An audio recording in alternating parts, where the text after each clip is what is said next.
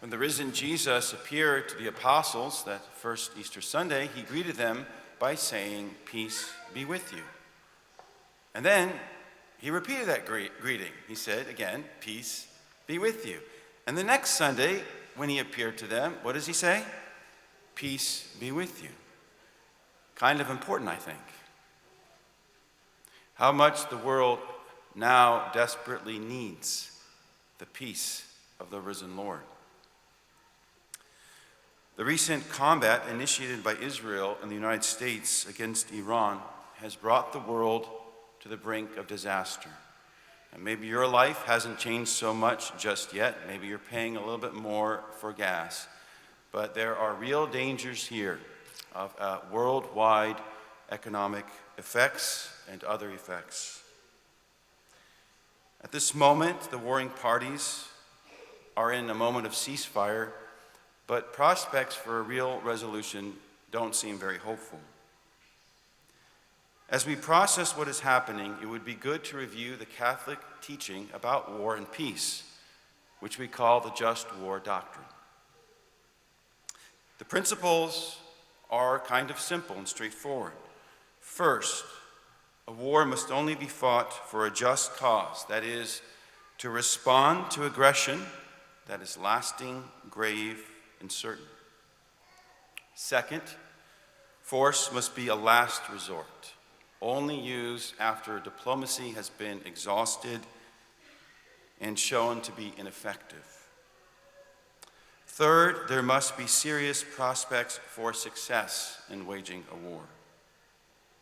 And finally, the use of force must not produce evils and disorders graver than the evils it seeks to eliminate. So how do we apply these principles to the present conflict? Defenders of the administration could cite two reasons that might qualify as a just cause. First, they will say that Iran was on the verge of getting a nuclear weapon with the intent of using it in an offensive way. Second, they could say that Iran has been engaged in the kind of war with our ally Israel for many years through its proxy Hezbollah. As to the first assertion that Iran was on the verge of getting nuclear weapons with an intent to use them offensively, I don't believe the published evidence supports this, and you might disagree. Remember, though, our government has lied to us before about other nations possessing weapons of mass destruction. As to the second assertion, yes, Hezbollah and Israel have been fighting for many, many years, and Iran does sponsor Hezbollah. But it's not clear to me which side bears the most blame. Could other means have been used to address concerns about Iran's nuclear ambitions? There was an imperfect but multinational agreement in which inspectors were given access to Iran's nuclear facilities. The United States unilaterally withdrew from that agreement, claiming that it was not working and that Iran was acting in bad faith. I don't know enough of the details about that to come to a conclusion. For the third part of the analysis, how is success even being defined? We were told that after assassinating their supreme leader, a new friendly regime would emerge and take power. Has that happened? We were told in June of last year, when the United States bombed Iran's nuclear facilities, that was a spectacular military success and it obliterated their nuclear enrichment program. If that was true, then why did we start bombing them again? As the balance of evils, we will have to wait and see how much death and suffering and future hostilities are produced by our military action. On the first day of our attack, a U.S. Tomahawk missile obliterated an Iranian school, killing over 100 schoolgirls. Of course, that was an accident. We didn't intend to do that. But those are the kinds of tragedies that happen in war.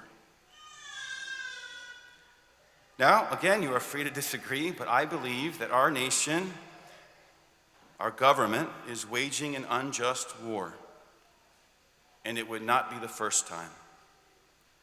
Our military actions and covert actions over the last 25 years in Iraq, Afghanistan, Syria, and Libya have resulted in the deaths of hundreds of thousands, if not millions, of innocent civilians, and have not produced lasting peace.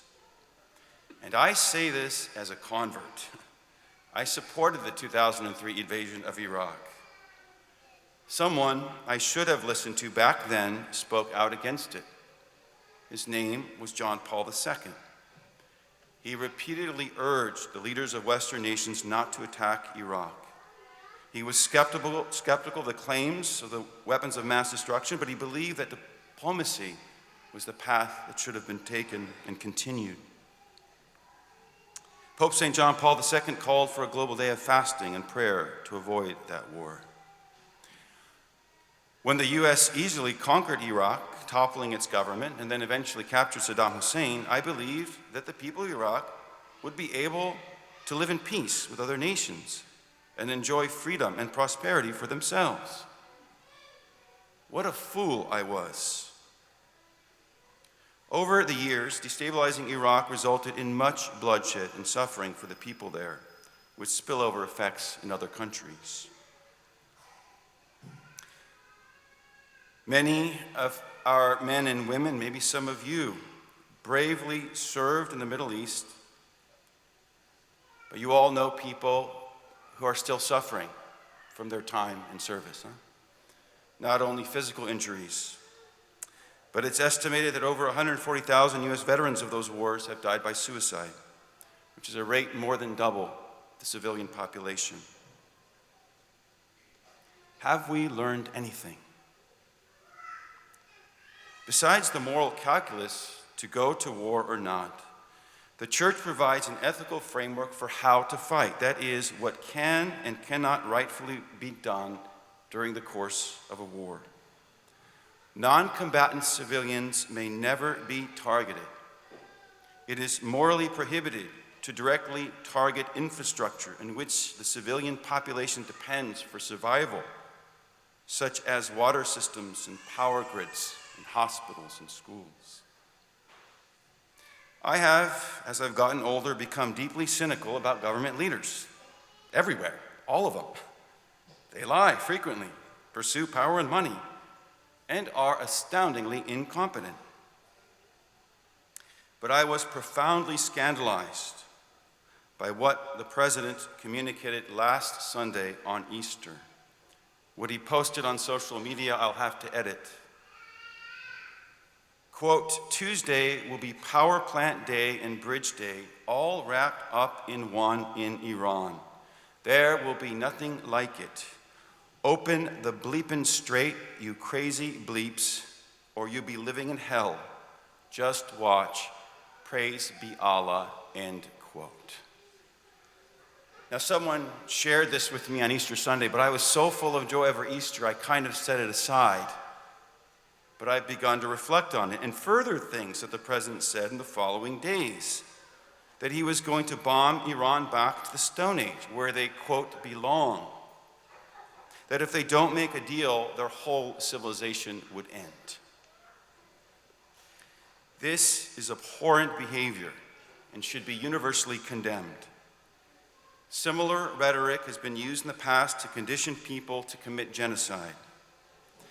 To say that he didn't mean it or that it was a negotiating tactic is no defense. Imagine you and your neighbor have a dispute about your property line, and the dispute has become heated, and you've exchanged tough words. And one night, your neighbor rings your doorbell, you open the door, and he's there with other men, all with guns, and he says to you, unless you agree that the property line is where I say it is, I'm going to kill you and your entire family.